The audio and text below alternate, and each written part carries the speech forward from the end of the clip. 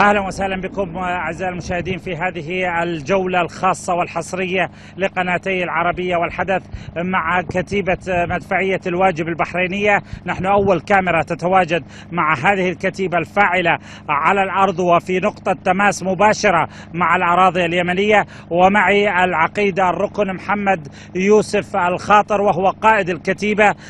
كيف يمكن أن تصف لنا تواجدكم هنا؟ ما المهام الموكلة لكم في هذه النقطة؟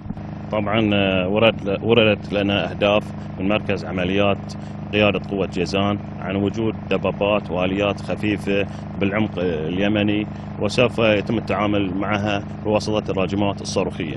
كيف تصف لنا دقة تلك الراجمات والأسلحة؟ كيف تصف لنا دقة النيران البحرينية في استهداف ميليشيا الحوثي وميليشيا المخلوع صالح داخل العمق اليمني؟ طبعا لحد اليوم احنا حققنا إصابات دقيقة على جميع الأهداف اللي تم تعيينها ورماياتها ومشغلتها، والحمد لله أسلحتنا دقيقة الإصابة ويمكن أن تصل أي مدى.